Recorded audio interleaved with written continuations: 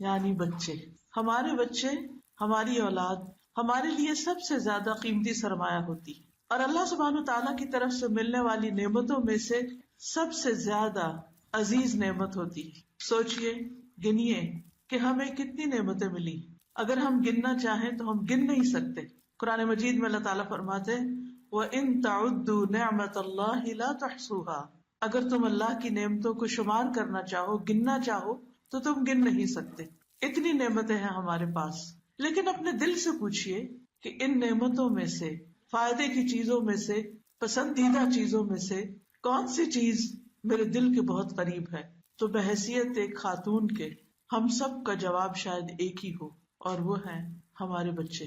کبھی ہم زبان سے اقرار نہیں بھی کرتے، لیکن ہم اپنے دل سے اور اپنے چاہت سے ہمیشہ اپنے بچوں کو ہی نمبر 1 قرار دیتے، کیونکہ ہمارا عمل یہ ظاہر کرتا ہے۔ عام طور پر دیکھا گیا کہ مائیں خود بھوکی رہتی، بچوں کو کھلانا چاہتی، خود جیسے بھی کپڑے پہن لیں، اپنے بچوں کو، اپنی اولاد کو بہترین پہنانا چاہتی، خود جو بھی ایجوکیشن حاصل کی جیسی بھی، لیکن اپنے بچوں کو اپنے سے زیادہ بہتر اور اپنے سے آگے دیکھنا چاہتی۔ باقی جتنے بھی انسان ہوتے ہیں ہم ان کے ساتھ ایک مقابلہ کر رہے ہوتے ہیں، کانشیسلی یا انکانشیسلی، لیکن اولاد، اس کے ساتھ جو ہمارا رویہ ہوتا ہے اس میں ہمارا دل یہ چاہتا ہے کہ وہ ہم سے بھی آگے نکل جائے۔ باقی لوگوں کے مقابلے میں ہم آگے نکلنا چاہتے ہیں، لیکن اولاد کے لیے ہم کیا چاہتے ہیں کہ وہ ہم سے بھی آگے جائے۔ ہم ان کی کامیابی کو ہر چیز سے زیادہ عزیز سمجھتے ہیں، اور ان کی ناکامی، ان کے دکھ، ان کی تکلیف کو ہر دکھ سے بڑا دکھ سمجھتے ہیں۔ تو اس میں کوئی شک ہی نہیں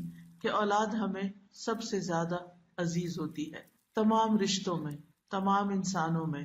اللہ سبحانہ تعالیٰ نے اولاد کے معاملے میں قرآن مجید میں فرمایا للہ ملک السماوات والارض یخلق ما یشاء یہب لمن یشاء اناثا ویہب لمن یشاء الذکور او یزوجہم ذکرانا واناثا ویجعل من یشاء عقیما انہ علیم قدیر۔ آسمانوں اور زمین کی بادشاہت اللہ ہی کے لیے ہے، وہ جو چاہے پیدا کرتا ہے، جسے چاہتا ہے لڑکیاں عطا کرتا ہے، جسے چاہتا ہے لڑکے عطا کرتا ہے، یا لڑکے اور لڑکیاں ملا کر دیتا ہے، اور جسے چاہے بانجھ بنا دیتا ہے، یعنی کچھ بھی نہیں دیتا۔ یقیناً وہ سب کچھ جاننے والا اور قدرت والا ہے۔ تو اس سے یہ پتہ چلتا ہے کہ جو بھی اولاد ہمیں ملی، وہ لڑکا ہے یا لڑکی، یہ اللہ ہی کا فیصلہ تھا، اللہ ہی کی دین تھی۔ جسے چاہا دونوں دیے، جسے چاہا ایک چیز دی، جسے چاہا کچھ بھی نہیں دیا۔ تو بہرحال اس اعتبار سے ہمیں یہ بات ہمیشہ یاد رکھنی چاہیے کہ اولاد اللہ کی دین ہے، اللہ ہی کی نعمت ہے، اور اس نے ہمارے حق میں جو پسند کیا وہ ہمیں عطا کیا، اس لیے اس معاملے میں اس پر راضی رہنا چاہیے۔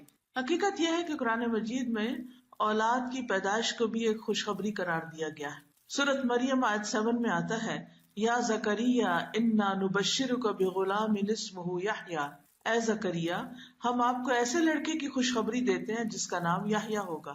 یعنی زکریا علیہ السلام جن کو بڑھاپے میں اولاد ملی، تو جب اولاد کی خبر دی گئی تو اس کو صرف خبر کے طور پر نہیں بتایا گیا بلکہ خوشخبری کے طور پہ بتایا گیا۔ اسی طرح ابراہیم علیہ السلام کے پاس جب فرشتے آئے تو انہوں نے بھی آ کے کیا کہا، انا نبشرک بغلام علیم، کہ بے شک ہم تجھے ایک علم والے لڑکے کی خوشخبری دیتے ہیں۔ اور ابراہیم علیہ السلام کی وائف جو تھی وہ کھڑی تھی تو وہ ہنس پڑی یہ خوشخبری سن کر، فبشرناها باسحاق، تو ہم نے ان کو یعنی ان کی بیوی کو اسحاق کی خوشخبری دی، ومن وراء اسحاق یعقوب، اور اسحاق کے بعد یعقوب یعنی جو ان کے پوتے تھے ان کی بھی خوشخبری دے دی گئی کہ یہ بچہ تو ہوگا لیکن اس بچے کا بھی ایک بچہ ہوگا اور اس کا یہ نام ہوگا۔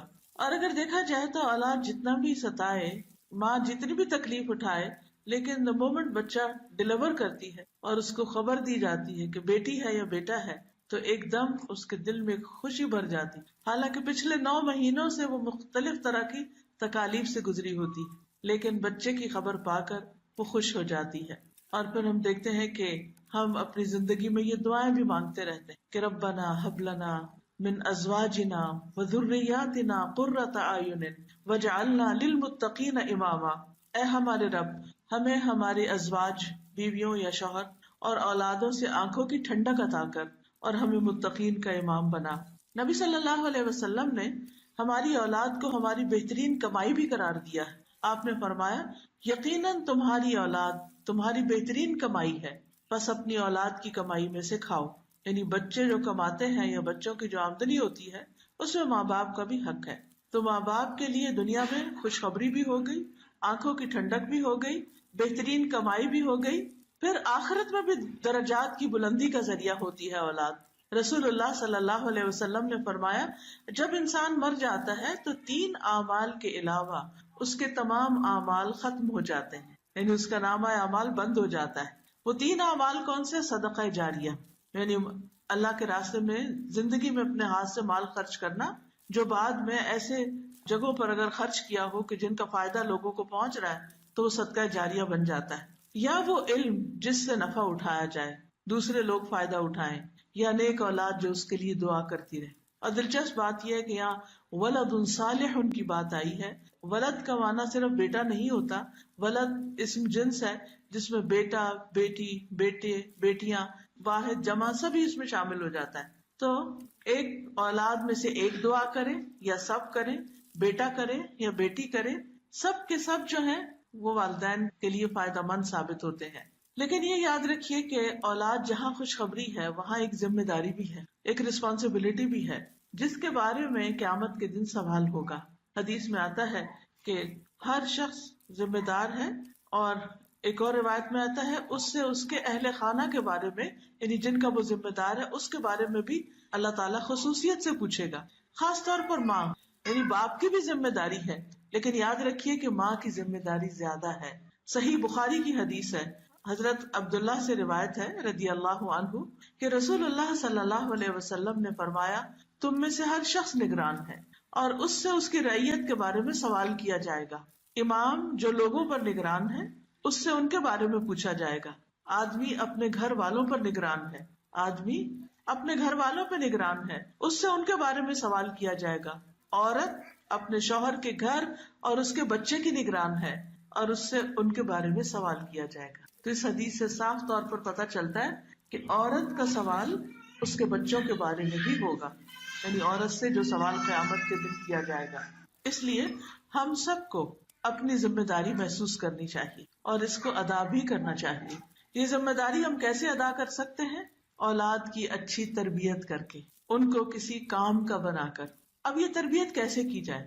تمام والدین اس معاملے میں فکر مند ہوتے ہیں اور تربیت کرنا بھی چاہتے ہیں، لیکن بعض اوقات ان کو یہ معلوم نہیں ہوتا کہ یہ تربیت کیا ہوتی ہے اور کیسے ہوتی ہے. تو آج انشاءاللہ تعالی اس عزیز ترین نعمت، اس پیاری چیز یعنی اولاد کی جو اچھی تربیت ہے اس کے بارے میں کچھ چیزیں آپ کے ساتھ شیئر کروں گی تاکہ انشاءاللہ آپ ان چیزوں سے فائدہ اٹھاتے ہوئے اپنے بچوں کی صحیح معنوں میں قدردانی کریں اور اپنے لیے بہترین صدقہ جاریہ بنائیں. سب سے پہلی چیز یہ کہ تربیت اولاد جو ہے اس کی پلاننگ شادی سے پہلے کی جاتی، یہ نہیں کہ بچے جب جوان ہو جائیں اور اپنی مرضی کے مالک ہو جائیں پھر ہم تربیت شروع کریں. ہاں اس وقت بھی تربیت کا عمل جاری رہے گا لیکن شروع کب ہوگا؟ شادی سے بھی پہلے. وہ کیسے؟ کہ شادی کرتے ہوئے اپنے بچے کی، بچی کی والدین بھی سوچیں اور خود لڑکا یا لڑکی بھی اس بات کے اوپر غور کریں اور اس بات کو سوچیں کہ وہ کس سے شادی کر رہے ہیں. کیونکہ عورت سے شادی 4 چیزوں کی بنیاد پر کی جاتی. نبی صلی اللہ علیہ وسلم نے فرمایا تم اس سے دین کی بنیاد پر شادی کرو، یعنی دین کو بنیاد بناؤ. رسول اللہ صلی اللہ علیہ وسلم نے فرمایا دنیا فائدہ اٹھانے کی چیز ہے اور دنیا کی بہترین متاع نیک عورت ہے، کیونکہ جس گھر میں ایک نیک عورت آئے گی جو نماز کی پابند ہوگی، جو اخلاق کی اچھی ہوگی، جو خدمت گار ہوگی، وہ گھر جنت بن جائے گا. لیکن اگر کسی گھر میں ایک ایسی لڑکی آ جائے جو بظاہر دیکھنے میں تو بہت مالدار ہو اور بہت خوبصورت ہو لیکن بالکل بے دین ہو اور بد اخلاق ہو، تو آپ سوچئے کہ اس گھر میں پھر بزرگوں کا حال کیا ہوگا اور اس گھر کے اندر بچوں کی تربیت کیسے ہوگی؟ ناممکن. وہ اپنی بد اخلاقی کی وجہ سے بچوں کو بھی نفسیاتی مریض بنا دے گی. اس لیے بچوں کے ذہن میں یہ بات ڈالتے رہنا چاہیے کہ ٹھیک ہے اگر کوئی تمہیں پسند آ گیا تو یہ ضرور خیال کرنا، یہ ضرور سوچنا کہ وہ تمہارے بچوں کی آئندہ ماں یا وہ باپ کیسا ہوگا. اگر وہ بالکل ہی دین پر نہیں تو پھر آئندہ نسلوں کے دین کا کیا ہوگا؟ پھر ہم اللہ تعالیٰ کو کیا منہ دکھائیں گے؟ بہرحال اولاد کو انسان ایک حد تک سمجھا ہی سکتا ہے، لیکن یہ بھی ہمارے فرائض میں سے ہے کہ ہم بچوں کو اس بات کی تلقین کریں کہ وہ اپنے آئندہ مستقبل کے لیے، اپنے آئندہ زندگی کے لیے نیک ساتھی کا انتخاب کریں. ماں باپ بھی نیکی کو سامنے رکھے، اخلاق کو دیکھیں، اور اسی طرح اولاد بھی اپنے ساتھیوں کے لیے. ابو ہریرہ کہتے ہیں کہ رسول اللہ صلی اللہ علیہ وسلم نے فرمایا، جب ایسا شخص تمہارے پاس نکاح کا پیغام بھیجے جس کے دین اور اخلاق سے تم مطمئن ہو تو اس سے اپنی بیٹی کا نکاح کر دو. اگر ایسا نہیں کرو گے تو زمین میں فتنہ اور زبردست فساد پیدا ہوگا. پھر جب شادی ہو جائے اچھے رشتے سے نباہ کرنا آسان ہوتا ہے. اس کے بعد اولاد کی پیدائش سے پہلے شوہر اور بیوی کا جو باہم ملاپ ہوتا ہے، اس وقت کے لیے بھی ہمیں دعائیں سکھائی گئی. اور اس وقت کی خاص دعا کیا ہے؟ حدیث میں آتا ہے، جب تم میں سے کوئی اپنی بیوی سے صحبت کرے تو یہ دعا مانگے، بسم اللہ اللہم جنبنا الشیطان وجنب الشیطان ما رزقتنا. اللہ کے نام کے ساتھ، یعنی اس وقت بھی بسم اللہ کہے، اے اللہ ہمیں شیطان سے بچا اور شیطان کو اس چیز سے دور رکھ جو اس کے نتیجے میں، یعنی ہمارے اس تعلق کے نتیجے میں جو بھی تو ہمیں عطا فرمائے اس کو بھی شیطان سے بچا. تو آپ نے فرمایا کہ ان دونوں کو جو اولاد ملے گی شیطان اسے نقصان نہیں پہنچا سکے گا، یعنی تربیت یہیں سے شروع ہو گئی. پھر آپ دیکھیے کہ عین ولادت کے وقت حضرت مریم کی مثال ہمیں ملتی ہے. سورۃ آل عمران میں ان کی سٹوری ملتی ہے. اس میں حضرت مریم کی والدہ جب حضرت مریم پیدا ہوتی ہیں تو یہ دعا کرتی ہیں، وَإِنِّي أُعِيذُهَا بِكَ وَذُرِّيَّتَهَا مِنَ الشَّيْطَانِ الرَّجِيمِ. بے شک میں اس کو اور اس کی اولاد کو شیطان مردود سے تیری پناہ میں دیتی ہوں. تو گویا آغاز میں بھی اور انتہا میں بھی، یعنی پیدائش کے اول مرحلے پر اور پھر جب دنیا میں بچہ آ جائے، دونوں مواقع پر ایک خاص چیز کی دعا ضروری ہے، اور وہ ہے شیطان سے بچنے کی دعا.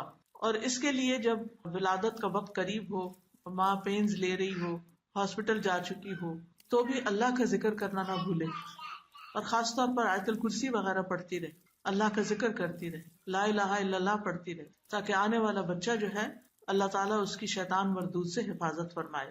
اب دیکھیے کہ اس کے بعد پھر بالکل بچپنا ہوتا ہے، بچہ ماں کا دودھ پیتا ہے. تو جس ماں کے خیالات پازیٹو ہوں گے، جس ماں کے بولنے کا انداز محبت والا ہوگا، جو ماں اپنے بچے کے ساتھ سچا پیار کرتی ہوگی، وہ پھر اپنے جذبات پر بھی کنٹرول کرے گی. وہ اپنے ہر طرز عمل کو، ہر ایکشن کو سوچ سمجھ کر کرے گی کہ میں اپنے بچے کے لیے ایک نمونہ ہوں، ایک رول ماڈل ہوں. تو یاد رکھیے، اولاد کی تربیت کے لیے اہم ترین نقطہ عمل سے تربیت، باتوں سے نہیں، عمل سے تربیت. اور میں یہ چاہوں گی کہ آپ میں سے ہر ماں اس بات کو یاد رکھے کہ میں نے اپنے بچے کو جو سکھانا ہے وہ کر کے دکھانا ہے. اگر مجھے اسے یہ بتانا ہے کہ تم نے سچ بولنا ہے تو پھر مجھے ہمیشہ سچ بولنا ہے. اگر میں نے اس کو امانت دار بنانا ہے تو خود امانت کا لحاظ رکھنا ہے. اگر میں نے اس کو زور سے چیخنے چلانے سے منع کرنا ہے تو خود آہستہ بول کر دکھانا ہے. اور یہ صرف مصنوعی طور پر، تکلف کے طور پر کسی ایک دن کی بات نہیں ہوگی، بلکہ مستقل طور پر یہ طرز عمل اور اخلاق اختیار کرنا ہوگا. تو سب سے پہلی چیز یہ کہ اگر ہم چاہتے ہیں کہ ہم اولاد کی بہترین دینی تربیت کریں تو سب سے پہلے والدین خود دین پر کاربند ہوں. اور اس میں آپ دیکھیے کہ دین کے پر ہونے کا مطلب کیا ہے کہ اللہ سبحانہ تعالیٰ کے بارے میں ہمارا گمان خود اچھا، ہمارا اپنا اللہ سے خاص تعلق ہو. ہم جو مانگے اللہ سے مانگے، ہم ہر حال میں اللہ کی طرف رجوع کریں، ہر دکھ سکھ میں، ہر تکلیف میں، ہر پریشانی میں اللہ کی طرف راغب ہوں. تو بچوں کو بھی خود بخود آ جائے گا کہ مشکلات میں کس سے مدد حاصل کرنا ہے. پھر اسی طرح یہ ہے کہ نماز کی پابندی. اگر ماں باپ خود نماز نہیں پڑھتے اور بچے کو صرف کسی اسلامی اسکول میں داخل کرا دیتے ہیں کہ وہ اسکول والے اس بچے کو نماز سکھا دیں کیونکہ ہم سے تو پڑھی نہیں گئی، چلو ہمارے بچے ہی پڑھ لیں، ان کا پڑھنا ہمیں فائدہ دے گا، تو یہ ان کی بھول ہوگی. اس لیے بے حد ضروری ہے کہ جو کام ہم بچوں سے کروانا چاہتے ہیں وہ خود کر کے دکھائیں. اس میں ہم نہ صرف یہ کہ فرائض کی ادائیگی بلکہ نوافل کی ادائیگی کا بھی اہتمام کریں. ایک شخص کا کہنا ہے کہ جب بھی میں کسی سلجھے ہوئے نوجوان کو دیکھتا ہوں، یعنی بڑا ڈیسنٹ بچہ ہے، مہذب ہے، سویلائزڈ ہے، بااخلاق ہے، تو مجھے یقین ہو جاتا ہے کہ ضرور اس کا باپ صالح اور نیک آدمی ہوگا. اور مجھے قرآن کی آیت یاد آتی ہے، وَكَانَ أَبُوهُمَا صَالِحًا، یعنی ان بچوں کے والدین جو تھے وہ نیک آدمی تھے، کیونکہ باپ اگر نیک ہو تو اس کا فائدہ دنیا میں ہی اس کو اپنی اولاد کی نیکی میں نظر آنے لگتا ہے۔ اسی طرح ایک مشہور اسکالر ہیں ڈاکٹر نبیل اوزی، وہ کہتے ہیں کہ جب مجھے نوافل کی ادائیگی میں سستی اور کاہلی ہونے لگتی ہے تو مجھے میرے بیٹے اور دنیا کی پریشانیاں یاد آتی ہیں کہ کہیں نوافل کی ادائیگی میں میری سستی اور کاہلی میری اولاد کی پریشانیوں کا سبب نہ بن جائے، کہیں ایسا نہ ہو کہ میں یہ عبادت چھوڑوں اور اس کی وجہ سے میرے بچے پریشانیوں میں مبتلا ہو جائے۔ یعنی جو شخص خود نیک ہوتا ہے وہ کیا چاہتا ہے کہ اس کے بچے بھی نیک ہوں، جو خود کو پریشانیوں سے بچاتا ہے وہ چاہتا ہے کہ وہ اپنے بچوں کو بھی پریشانیوں سے بچائے۔ اس کے لیے ہم اتنی زیادہ محنت کرتے ہیں کہ اپنی نمازیں بھی بھول جاتے ہیں، اور زیادہ سے زیادہ مال کما کے اپنا گھر بنانے کے بعد اپنے بچوں کے گھر بنانے کی فکر میں لگ جاتے ہیں، حالانکہ بچوں کا مستقبل، فیوچر محفوظ کرنے کے لیے انتہائی ضروری ہے کہ ہم فرائض کی ادائیگی کے ساتھ ساتھ نوافل کی بھی پابندی کریں۔ پھر اسی طرح اللہ کی عبادت کے ساتھ ساتھ بندوں کی خدمت کا کام، والنٹیئر کرنا، مختلف فلاحی رفاہی کام کرنا۔ ڈاکٹر نبیل اوزی یہ کہتے ہیں کہ میرے ایک دوست جو کویت میں بہت اچھی گورنمنٹ جاب میں تھے، وہ ہر روز کچھ گھنٹے والنٹیئر کرتے تھے، فلاحی کاموں میں لگاتے تھے۔ تو میں نے کہا کہ تم اپنے ہی کام کو اور زیادہ کر لو، یعنی اگر تم نے زیادہ ایکسٹرا کام کرنا ہے تو اپنی جاب میں زیادہ ٹائم لگا لو، تو تمہیں اس سے بھی زیادہ بڑی پوسٹ مل جائے گی، تمہاری پروموشن جلدی ہو جائے گی۔ تو وہ کہنے لگا کہ تم جانتے ہو کہ میں 6 بچوں کا باپ ہوں، جن میں سے اکثریت میرے بیٹوں کی ہے، مجھے ڈر ہے کہ کہیں یہ بے راہ روی کا شکار نہ ہو جائیں۔ جب سے میں نے کانا ابوہما صالحہ کی تفسیر پڑھی ہے، میں اپنی زندگی کا ایک حصہ فلاحی کاموں کے لیے وقف کیے ہوئے ہوں، یعنی جس میں لوگوں کی خدمت کرنا، لوگوں کی مدد کرنا، لوگوں کے کام آنا، بلا معاوضہ کام کرنا، یعنی بغیر تنخواہ کے یا بغیر معاوضے کے کچھ کرنا۔ تو وہ کہتے ہیں کہ میں اس کے بہترین اثرات اپنے بچوں میں دیکھ رہا ہوں، یعنی جب سے میں نے والنٹیئر کام کرنا شروع کیا ہے تو اس کا اثر مجھے اپنے بچوں میں نظر آ رہا ہے، کیونکہ بچے دیکھتے بھی ہیں کہ ماں باپ دوسروں کی خدمت کرتے ہیں، دوسروں کے کام آتے ہیں، اپنے ماں باپ کو وزٹ کرتے ہیں، ان کی بات کرتے ہیں، ان کے ساتھ اچھا سلوک کرتے ہیں، رشتہ داروں کے کام آتے ہیں، ان کے کام کر دیتے ہیں، اور دوستوں یاروں کے کاموں میں مدد دیتے ہیں۔ تو یہ چیز ان کے اندر بھی نیکی پیدا کرتی، ان کے اندر بھی دوسروں کی مدد کا جذبہ پیدا ہوتا ہے۔ اور یاد رکھیے حدیث میں آتا ہے اللہ اس وقت تک اس بندے کی مدد کرتا ہے جب تک وہ بندہ دوسرے بندوں کی مدد میں لگا رہتا ہے۔ جو شخص دوسرے لوگوں کی مدد کرتا ہے اللہ تعالیٰ اس کے کام بنا دیتا ہے۔ بعض اوقات ہمارا ایٹیٹیوڈ یا رویہ کیا ہوتا ہے کہ میں اگر یہ کام کروں گی تو مجھے کیا ملے گا، مجھے کیا ملے گا، مجھے تو کچھ نہیں ملا۔ بعض اوقات ہم اپنے بوڑھے والدین کی یا ساس سسر کی خدمت کرتے ہیں تو ہم کہتے ہیں ہمیں کیا ملا، ابھی نہیں ملا، آئندہ زندگی میں ملے گا۔ یہ بڑھاپا صرف ان کے لیے نہیں ہے، یہ بڑھاپا ہم پر بھی آنا ہے۔ جب گھر میں ہسبینڈ وائف آپس میں جھگڑ رہے ہو اس بات پر، ہسبینڈ چاہتا ہو بیوی سے اس بات پہ تعاون کہ میرے ماں باپ کا خیال رکھو، اور بیوی کہتی ہو کہ میں نہیں رکھ سکتی، میرے ہمت نہیں ہے، یا میں یہ کام نہیں کر سکتی، تو کیا یہ کنورسیشن بچے نہیں سنتے؟ بچے سنتے ہیں، بچے دیکھتے ہیں۔ اگر گھر میں دادا یا دادی بوڑھی ہیں اور ماں ان کو وقت پر کھانا نہیں دے رہی تو بچے دیکھ رہے ہیں کہ کیا ہو رہا ہے۔ بعض اوقات ہم گھر سے باہر نکل کر تو والنٹیئر کرتے ہیں، گھر کے اندر نہیں کرنا چاہتے۔ تو یاد رکھیے اپنے فرائض سے بڑھ کر، اپنی ذمہ داریوں سے بڑھ کر جب ہم کسی کی بھی کوئی مدد یا خدمت کرتے ہیں تو اللہ سبحانہ وتعالی اس کی خیر ہمیں اپنے بچوں میں دکھاتے ہیں۔ پھر اسی طرح عبداللہ بن مسعود کے بارے میں آتا ہے کہ جب رات میں نوافل ادا کرتے تو سامنے اپنے چھوٹے سوئے ہوئے بچے کو دیکھتے اور کہتے من اجلک یا بنیا، اے میرے بیٹے تیرے روشن مستقبل کی خاطر، تیرے فیوچر کی خاطر میں یہ نوافل پڑھ رہا ہوں، تیرے لیے دعائیں کرنے کے لیے۔ اور روتے ہوئے اس آیت کی تلاوت کرتے وَكَانَ أَبُوهُمَا صَالِحًا، کہ ان کا باپ ایک نیک آدمی تھا۔ ابن مسیب کہتے ہیں اے میرے بیٹے میں تمہاری وجہ سے نماز کو لمبا کرتا ہوں، اس امید پر کہ تمہارے بارے میں میری حفاظت کی جائے، یعنی تمہارے بارے میں مجھ سے جو سوال کیا جائے گا قیامت کے دن، اولاد کے بارے میں پوچھا جائے گا کہ ان کی کیا تربیت کی تھی، تو اس بارے میں میری پکڑ نہ ہو۔ اور پھر انہوں نے اس آیت کی تلاوت کی وَكَانَ أَبُوهُمَا صَالِحًا۔ پھر اسی طرح اولاد کی اصلاح کے لیے صدقہ کرنا۔ پہلی چیز کیا تھی؟ اللہ سے دعائیں کرنا۔ دوسری چیز نمازوں کی پابندی اور نوافل اور والنٹیئر کام. تیسری چیز نیک اعمال اور صدقہ کرنا. ایک شخص کا بیٹا جب کوئی نافرمانی کرتا یا اخلاقی طور پہ بگڑ جاتا تو وہ صدقہ کرنا شروع کر دیتا اور کھانا کھلاتا، یعنی لوگوں کو کھانا کھلانے لگتا اور کہتا کہ قرآن مجید میں آیا ہے خذ من اموالہم صدقۃ تطہرہم وتزکیہم بہا.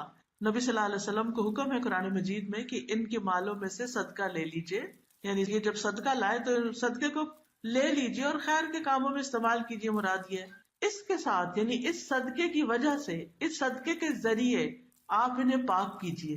تو صدقہ کیا ہے؟ پاک کرنے کا ذریعہ ہے. اور انہیں صاف کیجئے.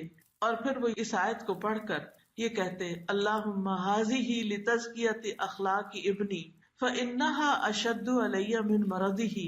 اے اللہ یہ صدقہ میرے بیٹے کے اخلاقی تزکیہ کے لیے، اس صدقے کے ذریعے میں اپنے بچے کے اخلاق کا تزکیہ کرنا چاہتا ہوں، تربیت کرنا چاہتا ہوں. پس بے شک یہ اخلاقی بے راہ روی اور اس کا یہ بگاڑ میرے لیے اس کی بیماری سے، یعنی فزیکل کنڈیشن سے بھی زیادہ شدید ہے. یعنی اس کی نافرمانی، اس کے گناہ اور اس کا غلط کام جو ہے وہ مجھے زیادہ تکلیف دیتے ہیں بنسبت اس کے کہ یہ بیمار ہو جائے. یہ بیمار ہو تو مجھے تکلیف ہوتی ہے، لیکن اتنی تکلیف نہیں جتنی اس کے بے راہ رو ہونے سے مجھے ہو رہی ہے. تو اللہ اس کے جو گناہ ہیں تو اس صدقے کی وجہ سے معاف کرتے اور اس کو ہدایت دیتے. تو یہ بھی تربیت کا ایک اہم اصول ہے.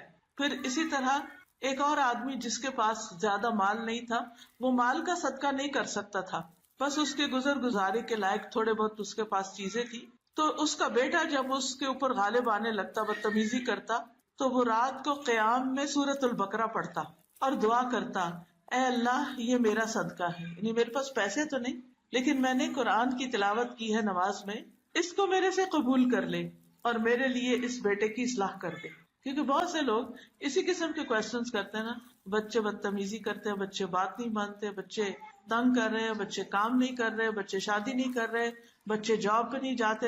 100 بچوں کی مشکلات میں لوگ گھرے ہوئے ہوتے ہیں. عام طور پر ان کو سمجھ نہیں آتی کہ اس سے نکلنے کا کیا ذریعہ. کبھی کسی سائیکالوجسٹ کے پاس جا رہے ہیں، کبھی کسی مولوی صاحب کو بلا رہے ہیں، کبھی کسی جن بھوت بھگانے والے کو بلا رہے ہیں اور مسئلہ حل ہو کے دیتا ہی نہیں. تو بات یہ ہے کہ ایسے میں ٹھیک ہے انسان دوسروں سے مشورہ کرے، لیکن اس کے ساتھ ساتھ اپنے عمل کی اصلاح کرے، اپنی نمازوں کی اصلاح، اپنے قرآن کی اصلاح، اپنے صدقہ خیرات کی، اپنی تہجد، ان چیزوں کی طرف توجہ کرے اور خوب خوب اللہ تعالیٰ سے دعا کرے. اسی لیے کہا جاتا ہے کہ اپنے بیٹوں کی اصلاح، یعنی بچے مراد ہیں، اپنے بچوں کی اصلاح کی نیت کے ساتھ اللہ کی طرف عبادت کرو. پھر اگر وہ تمہاری کوششوں پر غالب آ بھی جائیں تو وہ تمہاری نیتوں پہ غالب آنے کی طاقت ہرگز نہیں رکھ سکتے. تو لازم ہے کہ ہم بچوں کی بری عادات کو ختم کرنے کے لیے اللہ تعالیٰ سے مدد لیں، اللہ کی مدد سے یہ سب کریں. مثلاً اگر بچے کے اندر آپ دیکھتے ہیں کہ اس کو جھوٹ کی عادت پڑ رہی ہے، جھوٹ بولنے لگ گیا. جب چھوٹے ہوتے ہیں نا بچے تو بعض اوقات بڑے اچھے ہوتے ہیں، سیدھی سیدھی بات کرتے ہیں، پھر بڑے ہو کر کچھ ایسے کام کرنے لگتے ہیں جنہیں وہ ہم سے چھپانا چاہتے ہیں، تو اس میں پھر غلط بیانی سے کام لیتے ہیں. تو اس میں آپ دیکھیے کہ اب کون ہے جو ہماری مدد کرے کہ اس بچے کا جھوٹ ختم ہو جائے. تو سب سے پہلے اگر ہمارے ذہن میں کوئی آ بھی جائے کہ فلاں شخص بہت سمجھدار ہے، اس سے مشورہ کرتا ہوں، اس تک بھی جانے سے پہلے اللہ سے مدد لے کہ یا اللہ میں اس کام کے لیے تیرے فلاں بندے کے پاس جس کو تو نے علم دے رکھا ہے میں جا رہا ہوں، لیکن ہدایت تو تو دینے والا ہے، ہدایت تو ہی دے گا، تو اس کو ہدایت دے دینا، تو اس کو راستہ دکھا دینا. پھر اسی طرح آپ دیکھیے کہ بچوں کی تربیت کے لیے ان کے ساتھ اپنا گیپ کم کیجیے، کمیونیکیشن بڑھائیے، ان کے ساتھ وقت گزاریے. یہ نہیں کہ صرف پڑھنے پڑھانے کے لیے یا صرف چند نصیحتوں کے لیے یا صرف کھانے کی بیس پر نہیں، مختلف کاموں میں ان کو اپنے ساتھ شریک کریں. کیونکہ بعض اوقات ماں اپنے کام کر کر کے خوب ایکسپرٹ ہو جاتی ہے کھانا پکانے کی اور گھر چلانے کی، گھر داری کی، لہٰذا بیٹیوں کے ہوتے ہوئے بھی وہ سارے کام خود ہی کرتی، بیٹیوں کو قریب نہیں آنے دیتی، کیونکہ ان کو لگتا ہے کہ وہ اتنا مزے کا کھانا نہیں بنے گا یا اتنے اچھے طریقے سے گھر نہیں چلے گا، لہٰذا وہ ہر کام خود ہی کرتی رہتی. یہ طریقہ درست نہیں. اس سے کیا ہے کہ آپ تو کچن میں کام کر کر کے تھک رہے ہیں اور بچیاں موبائل میں بیٹھ کے ادھر ادھر گپ شپ کر رہے ہیں، یا چلے پڑھ بھی نہیں ہیں تو بھی یہ جسٹیفائی نہیں کرتا کہ آپ سارے کام اکیلے ہی کرتے رہیں. اور اس طرح آپ کو اپنے بچوں کے ساتھ ٹائم سپینڈ کرنے کا کوئی موقع ہی نہیں ملتا. لہٰذا بے حد ضروری ہے کہ آپ ان کا کچھ نہ کچھ وقت کا حصہ کام میں اپنے ساتھ لگا کر گزارے، یعنی اکٹھے کام کریں، چاہے اکٹھے کوکنگ کریں، چاہے آپ اکٹھے لانڈری کے لیے تیاری کریں، چاہے آپ اکٹھے گارڈننگ کریں، چاہے اکٹھے گروسریز کرنے جائیں، چاہے کہ اکٹھے ڈاکٹر کے پاس جائیں، ان کے ساتھ کام کے دوران ٹائم سپینڈ کریں. اکٹھے کام کرنے سے وہاں بانڈنگ، ایک ٹیم ورک ڈیولپ ہوتا ہے. انڈرسٹینڈنگ، مثلا شروع میں جب آپ کام کریں گے، آپ کہیں گے یہ برتن دو مجھے، وہ کچھ اور پکڑا دے گی. آپ کہیں گے اتنا ڈالو، وہ زیادہ ڈال دے گی. اب آپ کو سخت غصہ آئے گا تو آپ کہیں گے جاؤ مجھے شکل نہ دکھاؤ، میں خود ہی کروں. نہیں نہیں نہیں، یہ ہے وقت صبر کا. کوئی بات نہیں، غلطی ہوگی، اچھا دوبارہ کرو، دوبارہ کرو، حتیٰ کہ اس کو وہ کام آ جائے اور اس کا کانفیڈینس بحال ہو جائے. اگر آپ نے اس کی غلطی پر اس طرح اس کو ڈانٹ کے نکال دیا، ساری زندگی اس کو کانفیڈینس نہیں آئے گا کہ وہ یہ کام کر سکتی. اس کے اندر ایک خوف پیدا ہو جائے گا کہ میں ایک اچھی کک نہیں ہو سکتی، میں ایک اچھی گھر والی خاتون نہیں ہو سکتی. تو چلو صرف باہر کے کاموں میں ہی ایکسل کر جاؤ. اپنے آپ کو منوانا ہی ہے نا، کہیں بھی منوا لو. گھر میں تو ہمیں کوئی مانتا ہی نہیں. اکثر ایسے ہوتا ہے نا کہ ہم بچوں کو کمپیئر کرتے ہیں، فلاں کا بچہ فلاں جگہ یونیورسٹی میں ٹاپ کیا ہے، تم نے کیوں نہیں کیا، تم تو نکمے ہی ہو، تم تو کچھ نہیں کرتے. نہیں، آپ دیکھیں اگر وہ اپنی لائف میں اپنی پیس پہ جا رہے ہیں تو ڈزنٹ میٹر. ہر وقت ہماری قابلیت صرف اس سے تھوڑی ظاہر ہوتی ہے کہ ہمارا بچہ کسی اور کے بچے کے مقابلے میں بہت اچھا ہو تو تبھی اچھا ہے. ایک بچہ ایک چیز میں بہت اچھا ہو سکتا ہے، دوسرا کسی اور چیز میں. تو اپنے بچے کی خامیوں پر ہی نظر نہ رکھیں اور صرف خوبیوں پر ہی نہ رکھیں، اس کو ہیومن بینگ سمجھیں اور اس کے مطابق اس سے ٹریٹ کریں. کبھی معاف کر دیں، کبھی نصیحت کر دیں، کبھی کسی اور طرح. پھر اسی طرح آپ دیکھیے کہ ابراہیم علیہ السلام خانہ کعبہ کی جب تعمیر کر رہے تھے تو انہوں نے اپنے ساتھ کس کو لگایا ہوا تھا؟ اپنے ہی بیٹے اسماعیل علیہ السلام کو. اور دونوں مل کے دعائیں کر رہے تھے، ربنا تقبل منا انک انت السمیع العلیم. پھر اسی طرح آپ دیکھیے کہ بچوں کی تربیت پہ یہ بڑی اہم بات ہے کہ ان کے ساتھ ہم سچا معاملہ کریں، جھوٹ کبھی نہ بولیں، غلط بیانی نہ کریں، ان سے کیا ہوا وعدہ پورا کریں. عبداللہ بن مسعود کہا کرتے تھے کوئی شخص کسی بچے سے ایسا وعدہ نہ کرے جسے وہ پورا کر نہ سکے. بعض اوقات ہمیں ان سے کوئی کام نکلوانا ہوتا ہے نا، تو ہم کہتے ہیں اچھا دیکھو میرا فلاں فلاں کام کر لو، میں تمہیں لیپ ٹاپ لے دو، کیونکہ وہ بھی ڈیسپریٹ ہوتے ہیں نا لیپ ٹاپ کے لیے. تو آپ ان سے وعدہ کر لیتے ہیں، پھر جب وہ کر لیتے ہیں بےچارے کسی نہ کسی طرح وہ کام، تو پھر آپ کہتے ہیں اچھا اتنی کیا جلدی ہے، دیکھوں گی. دس از رانگ. یا تو وعدہ کرنا ہی نہیں چاہیے تھا. اگر آپ کر نہیں سکتے تھے تو وعدہ نہ کرتے، لیکن اگر آپ نے کر لیا تو پھر آپ اس کو پورا کریں، کیونکہ وعدہ خلافی ٹرسٹ بریک کر دیتی ہے. اور جس ریلیشن شپ میں ٹرسٹ نہ ہو وہ کبھی ریلیشن شپ اچھا نہیں ہو سکتا. اور اگر آپ کا اپنے بچوں کے ساتھ ریلیشن شپ اچھا نہیں تو آپ ان کی تربیت نہیں کر سکتے. تو اس ریلیشن شپ کو بہتر کرنا نہایت ضروری ہے. تیسرا اہم قاعدہ جو ہے وہ یہ ہے کہ بچوں کو بچپن سے ہی قرآن و سنت کی تعلیم سے جوڑیں، بڑے ہو کر نہیں. اچھا ابھی تو بچے ہیں نا، کوئی بات نہیں، ابھی نہیں بھی مسجد جاتے، کوئی بات نہیں، ابھی نہیں باپ کے ساتھ جاتے، کوئی بات نہیں، ابھی نہیں قرآن شروع کیا، کوئی بات نہیں. نہیں، بچپن سے ہی تھوڑی تھوڑی ڈوز شروع کر لیں. لقمان نے اپنے بیٹے کو جو سب سے پہلی نصیحت کی تھی وہ کیا تھا؟ میرے بیٹے اللہ کے ساتھ کسی کو شریک نہ بنانا، بے شک شرک بہت بڑا ظلم ہے. پھر اسی طرح نبی صلی اللہ علیہ وسلم عبداللہ بن عباس کو اپنے پیچھے سوار کر کے کہیں جا رہے تھے، یعنی گدھے پہ بیٹھے ہوئے تھے. تو آپ نے اپنے ساتھی سے کہا سواری پر ہے، سامنے بھی نہیں ہے، لیکن کتنی اچھی اچھی نصیحتیں کر رہے ہیں. اے لڑکے میں تجھے چند باتیں سکھا رہا ہوں، ان کو یاد رکھو. اللہ کے احکام کی حفاظت کرو، اللہ تمہاری حفاظت کرے گا. اللہ کی حفاظت کرو، تم اسے اپنے سامنے پاؤ گے. جب مانگو اللہ سے مانگو. چھوٹے سے بچے ہیں، ان کو کیا سکھا رہے ہیں؟ جب مانگو اللہ سے مانگو، جب مدد چاہو اللہ سے مدد چاہو.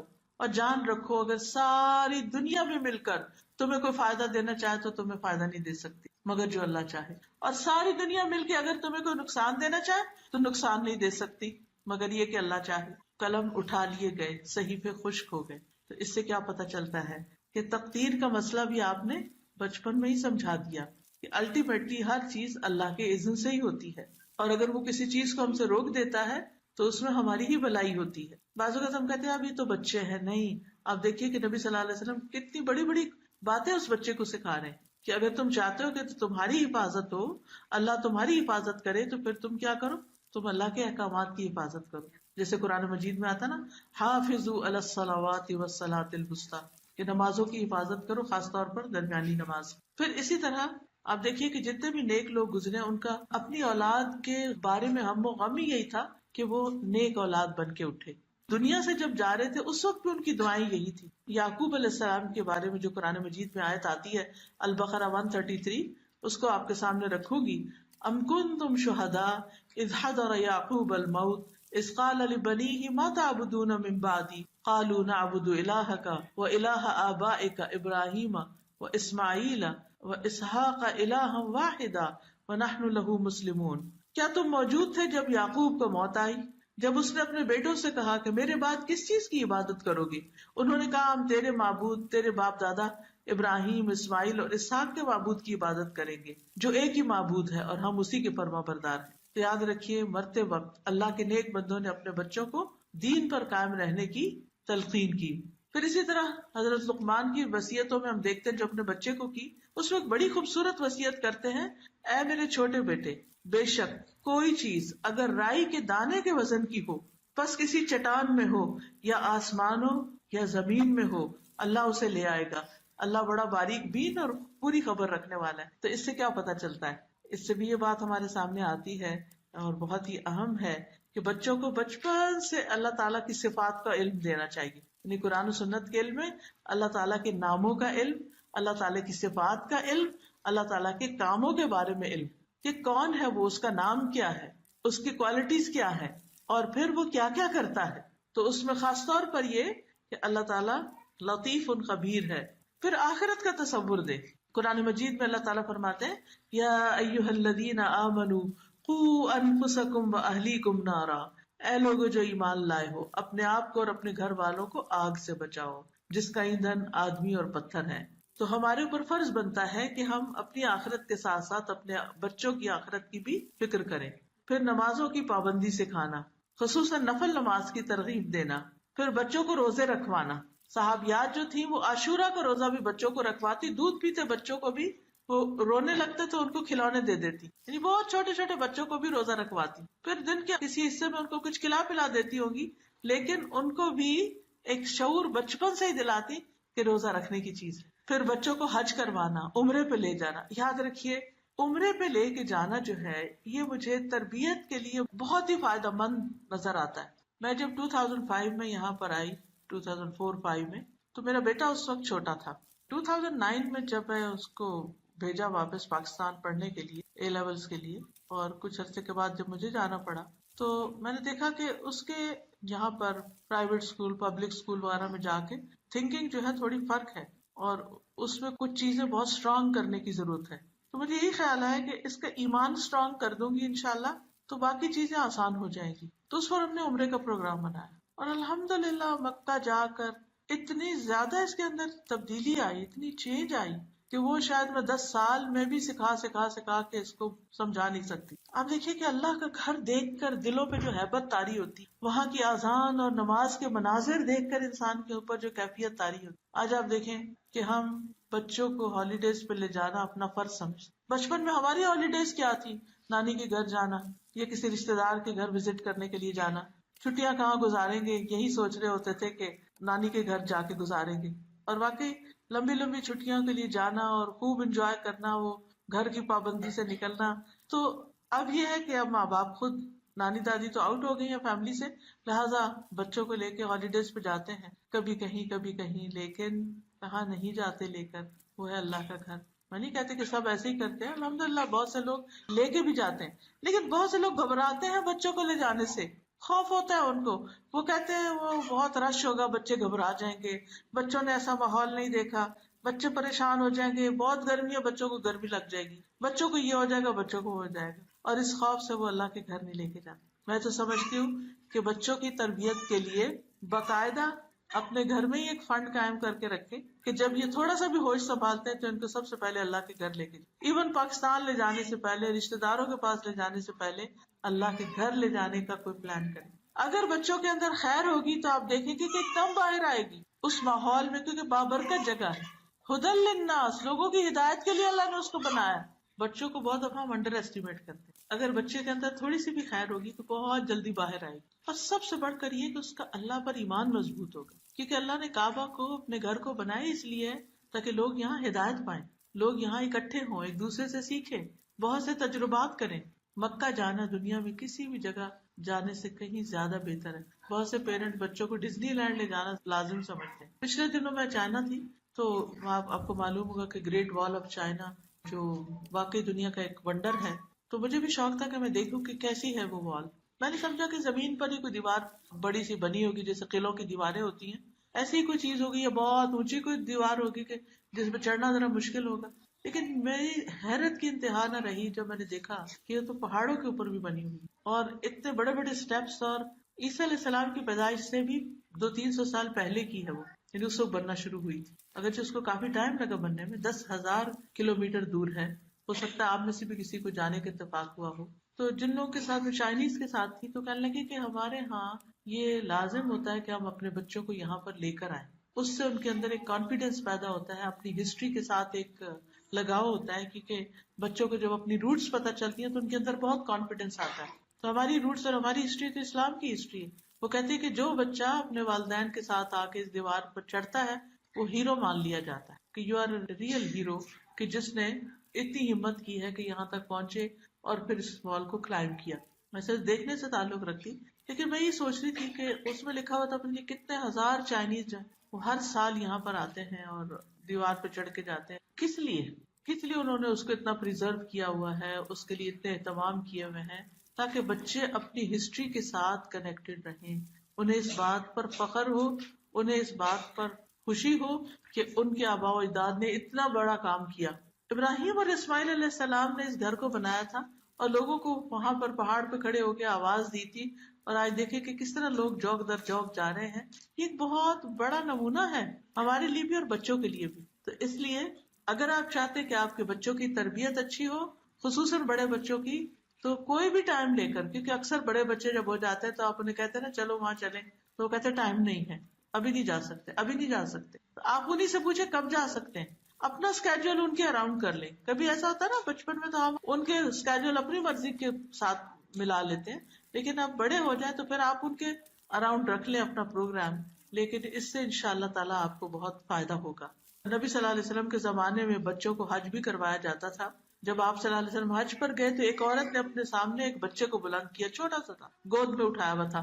تو کہنے لگی کیا اس کا حج ہوگا؟ آپ نے فرمایا ہاں، بچے کا بھی حج ہوتا ہے اور تمہارے لیے اجر ہوگا. یعنی جو ماں اٹھا کے پھر رہی ہے ثواب اس کو ملے گا، لیکن بچے کا حج ہو جائے گا. اسی طرح بچے کو قرآن سکھانا، ایک بہت خوبصورت قول ہے کسی کا، تم بچے کو قرآن سکھا دو، قرآن اسے ہر چیز سکھا دے گا. یعنی جب تم قرآن کی تعلیم اور ترجمہ تفسیر وغیرہ اچھی طرح سمجھا دو گے اس کو تو کیا ہوگا؟ قرآن پھر اس کو سب کچھ سکھا دے گا. حدیثیں سنانا، حدیث کی مجلس میں لے کر جانا، جمعے کے خطبے میں لے کر جانا، پھر انہیں دین کی تعلیم حاصل کرنے کی رغبت دلانا، پھر انہیں دعائیں سکھانا. یاد رکھیے ہم بچوں کی حفاظت کے بارے میں بڑے پریشان رہتے ہیں، ان کو نظر نہ لگ جائے، انہیں کوئی نقصان نہ پہنچ جائے، لیکن ہم ان کو حفاظت کی دعائیں سکھا دیں. جو ایاک نستعین ہے کتاب، اس کی دعائیں ان کو سکھا دیں، وہ پڑھتے رہے تو انشاءاللہ فکر کی ضرورت نہیں ہے. پھر صبح شام کی دعائیں سکھانا. چوتھی چیز، بچوں کی تربیت میں انہیں عمدہ اخلاق سے سجانا.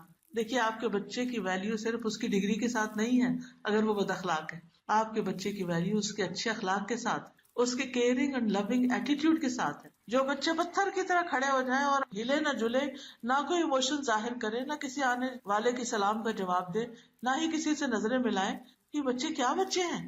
تو وہ جیسے قرآن مجید میں آتا ہے کہ یہ لکڑی کے کندے ہیں. سورۃ المنافقون میں آتا ہے نا کہ ایسے جیسے دیوار کے ساتھ لکڑیاں چن کے رکھ دی گئی. تو بعض اوقات چھوٹے بچوں کو ملتے ہیں، نہ آنکھ ملاتے ہیں، نہ ہاتھ ملاتے ہیں، گلے لگائے تو گلے نہیں لگتے، کس کرنا چاہے تو منہ پھیر کے ایک طرف ہو جائیں گے. اور یہ پرائے بچے نہیں، اپنے ہی خاندان کے بچوں کو اگر آپ دیکھیں تو ان کے اندر یہاں کی سرد ہوائیں لگ لگ کے ٹھنڈے ہو گئے ہیں. وہ جہاں ہمارے لیے ایموشن نہیں باقی رہے ان کے، اس گیپ کو کم کرنے کی ضرورت ہے. اور اس کے لیے بہت ضروری ہے کہ ہم ہر قیمت پر ان کو اچھا اخلاق اور ادب سکھائیں، مینر سکھائیں کہ کسی کے ساتھ برا نہیں کرنا، رشتے داروں کے ساتھ، دوستوں کے ساتھ، پڑوسیوں کے ساتھ. کیونکہ نیبرہڈ میں کھیلنے چلے جاتے ہیں، وہاں سے لڑکے آ جائیں گے اور رشتے داروں کے نام تک نہیں آتے. آپ جا کے ذرا پوچھیں اپنے بچوں سے نانی کا کیا نام تھا، دادی کا کیا نام تھا، اور آپ جواب دیکھ لیں گے کہ کیا ہوتا ہے. حضرت لقمان نے اپنے بچے کو جو تلقین کی تھی اس میں انہوں نے کہا تھا، اے بیٹے نماز قائم کرو، نیکی کا حکم دو. بچہ اور نیکی کا حکم، جی ہاں، اور برائی سے منع کرو. اور اس مصیبت پر صبر کرو جو تمہیں پہنچے، یہ ہمت کے کاموں میں سے ہے۔ اور لوگوں کے لیے اپنا منہ پھلا کے نہ رکھو، زمین میں اکڑ کے نہ چلو، بے شک اللہ کسی اکڑنے والے، فخر کرنے والے سے محبت نہیں کرتا۔ اپنی چال درمیانی رکھو، اپنی آواز کچھ نیچے رکھو، والیوم لو رکھو، بے شک سب آوازوں سے بری آواز گدھے کی آواز ہے۔ پھر ہر چیز کے آداب سکھانا، کھانے پینے، لباس، سونے، جاگنے، گھر سے نکلنے، گھر میں داخل ہونے کے، سواری پہ سوار ہونے کے، گاڑی میں بیٹھنے کے، گاڑی سے نکل کر گھر کے اندر آنے کے، یہ سارے ادب آداب ہماری کتابوں میں موجود ہیں۔ آپ ان کو بچوں کے اندر ڈالنے کی کوشش کریں تاکہ وہ ہر شر سے محفوظ رہیں۔ اسی طرح کھانے کے آداب، اجازت لینے کے آداب، گفتگو کے آداب، پھر رازوں کی حفاظت کرنا سکھانا، اور پھر غلط کام پر اس وقت تک اعراض نہ کرنا جب تک اصلاح نہ ہو جائے۔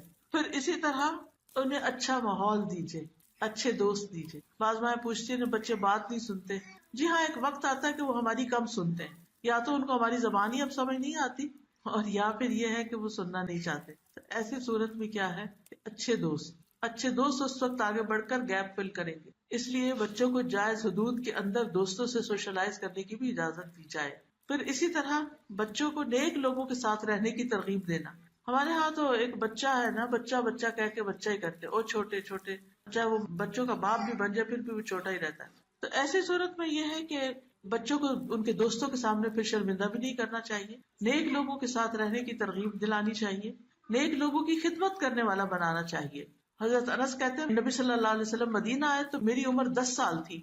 میری مائیں، نانی، خالہ وغیرہ ہمیشہ مجھے نبی صلی اللہ علیہ وسلم کی خدمت کے لیے تاکید کرتی رہتی تھی کہ تم نے ضرور ان کی خدمت کرنی۔ چنانچہ میں نے 10 سال آپ کی خدمت کی، اور نبی صلی اللہ علیہ وسلم کی وفات ہوئی تو میں 20 سال کا تھا۔ پردے کے متعلق میں سب سے زیادہ جاننے والوں میں سے ہوں۔ پھر قناعت پسند لوگوں سے ملنا اور ان کی اتباع کرنا۔ چھٹی چیز ہے بچوں کے ساتھ نرمی اور شفقت اور محبت، پیار۔ نرمی سے جو کچھ ہوتا ہے وہ سختی سے نہیں ہوتا۔ نبی صلی اللہ علیہ وسلم کے بارے میں آتا ہے، حضرت انس کہتے ہیں میں نے آپ سے زیادہ کسی کو بچوں پہ شفقت کرتے ہوئے نہیں دیکھا۔ پھر بچوں کو جو پیار نہ کرے ان والدین کے لیے ڈانٹ ہے آپ کی۔ پھر اسی طرح بول کے محبت کا اظہار کرنا۔ نبی صلی اللہ علیہ وسلم حضرت انس کے لیے کہتے تھے اللہم انی احبہ واحبہ واحبب من یحبہ، اے اللہ میں اس بچے سے محبت کرتا ہوں، تو بھی اس سے محبت کر، اور اس سے محبت کر جو اس سے محبت کرے، یعنی حضرت حسن سے محبت کرے۔ پھر پیار سے نام لینا۔ حضرت ام سلمہ کی بیٹی جو ان سے نکاح کے بعد آپ کی ربیبہ بنی تھی، تو وہ چھوٹی تھی، بالکل دودھ پیتی بچی تھی، تو ان کو کہتے تھے زوینب، زوینب یعنی زینب کی بجائے زوینب، یعنی تھوڑا سا نام بدل کے پیار سے۔ پھر اسی طرح بچوں کو توجہ بھی دینا، بچوں کے ساتھ کھیلنا جیسے پکڑن پکڑائی وغیرہ۔ پھر نماز میں اپنے اوپر سوار ہونے دینا۔ چھوٹے ہو تو نماز میں سوار ہوتے ہیں نا ہمارے سر پہ، بڑے ہو کر ہماری نروز پر سوار ہو جاتے ہیں۔ تو اس میں یہ ہے کہ بہت زیادہ پھر ریئیکٹ نہیں کرنا چاہیے، صبر کے ساتھ سننے، اچھا پھر اور پھر آپ سوال کریں ان سے، اس سے ان کو سوچنے کا موقع ملے گا۔ بیمار ہو جائے تو خاص خیال رکھیں، یہ وقت ہوتا ہے اعتماد جیتنے کا۔ تکلیف کے وقت جو کام آتا ہے نا اس کی بات نہیں بھولتی، لیکن ہم ایسے مواقع پر اپنے بچوں کو وہ نہیں دیتے جو دینا چاہیے۔ برا کہتے ہیں کہ میں ابو بکر کے ساتھ آیا، جب پہلے وہ مدینہ کی طرف آئے تو میں دیکھتا ہوں کہ ان کی بیٹی عائشہ لیٹی ہوئی ہے اور انہیں بخار ہے، تو ابو بکر ان کے پاس آیا اور انہوں نے کہا کیا حال ہے بیٹی، اور ان کے رخسار کو چھو لیا، یعنی گال کو پیار کیا۔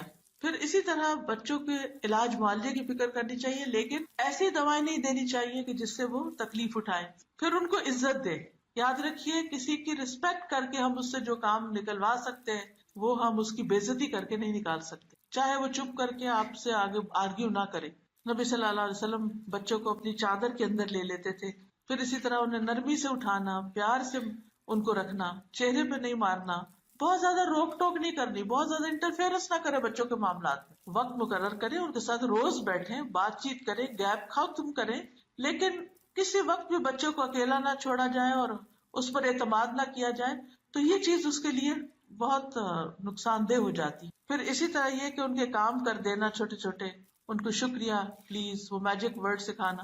کون کون سے میجک ورڈز؟ پلیز، سوری، شکریہ، تھینک یو، جزاک اللہ، ٹھیک ہے نا؟ تو یہ آپ بچوں کے ساتھ استعمال کیجیے، کیونکہ بہت سے لوگ باہر تو ہر ایک کو تھینک یو کہتے، اس کے لیے دروازہ بھی روک کے رکھتے، لیکن گھر والوں کے لیے ہم یہ احسان بھول جاتے ہیں۔ یہ سب کچھ گھر میں کرنے کی ضرورت ہے۔ آج آپ کے بچے کہیں گے آپ کہاں سے ہو کے آ رہے ہیں؟ نبی صلی اللہ علیہ وسلم بچوں سے پیار کرتے، ان کے ساتھ کھیلتے بھی تھے. ایک دفعہ آپ جا رہے تھے کہیں تو حضرت انس جو تھے، آپ نے ان کو کسی کام سے بھیجا تو انہوں نے کیا نہیں، جا کے بیٹھ کے باہر کھیلنے لگ گئے. بچے تھے نا، آپ گھر سے نکلے کہ ابھی تک کام نہیں ہوا، دیکھا تو بیٹھے ہوئے وہ جناب، تو آپ ان کے پیچھے سے جا کے ان کو پکڑ لیے اور حضرت انس نے پیچھے مڑ کے دیکھا تو آپ ہنسنے لگے. آپ نے کہا وہ اس کام کا کیا بنا؟ کہنے کا اچھا اچھا میں اب جاتا ہوں. کوئی ڈانٹ ڈپٹ نہیں کی، کچھ بھی نہیں. اب آپ دیکھیے کہ سارے کام کرنے کے باوجود پھر بھی بچے کچھ نہیں سنتے سمجھتے اور بالکل الٹ جا رہے ہیں. ایسے کیسز بھی ہوتے ہیں.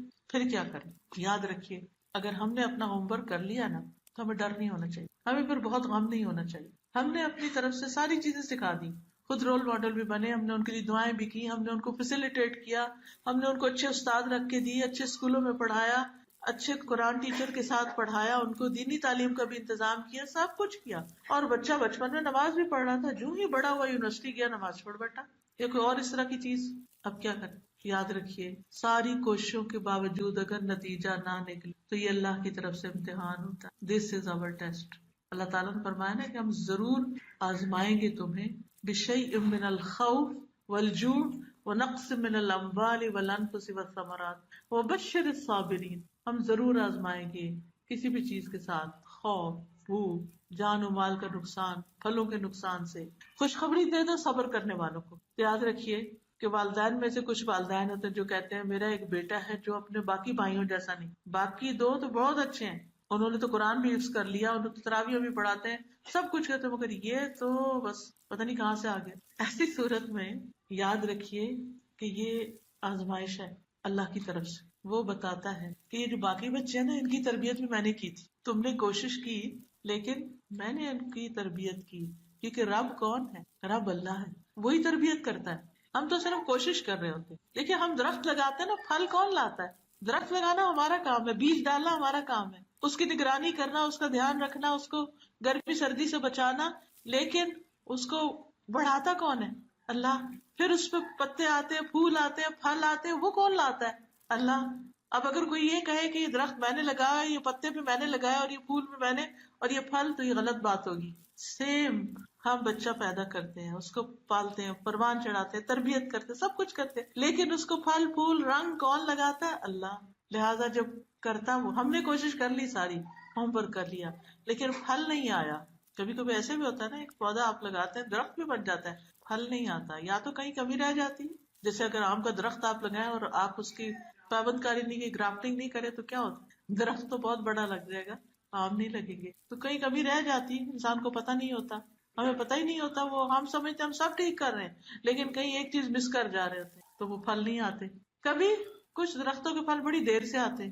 کھجور کا پودا 1-2 سال میں پھل نہیں دے گا، لیکن جب دینے لگتا تو کب تک دیتا ہے. زیتون کا درخت جب دینے لگتا تو پھل کب تک دیتا ہے؟ بعض اوقات ہزاروں سال تک دیتا ہے. کچھ دن پہلے کسی نے مجھے ایک تیل دیا، پین آئل. اس نے کہا کہ اس کو ادھر ادھر نہ کیجیے گا، اس میں بہت اسپیشل آئل ڈالا میں نے، فلسطین سے 2000 سال پرانے زیتون کے درخت کے پھلوں کا تیل ہے، اس سے یہ دوا بنی ہے. تو ان کا اچھا اتنے لمبے بھی ہوتے ہیں، یعنی اتنی عمر بھی ہوتی ہے ان کی. تو بعض بچے جلدی اچھے ہو جاتے ہیں، بعض بڑا ٹائم لیتے ہیں، بعض بچے ہمارے مرنے کے بعد سیدھے ہوتے ہیں، آزمائش ہوتے ہیں. تو ہمیں یاد رکھنا چاہیے کہ تربیت تو اللہ ہی کرتا ہے، اور اگر ہمارے کوشش کے باوجود نتیجہ الٹا نکل رہا ہے اور لوگ باتیں بنا رہے ہیں، اللہ سب سے بڑی مشکل کیا ہے؟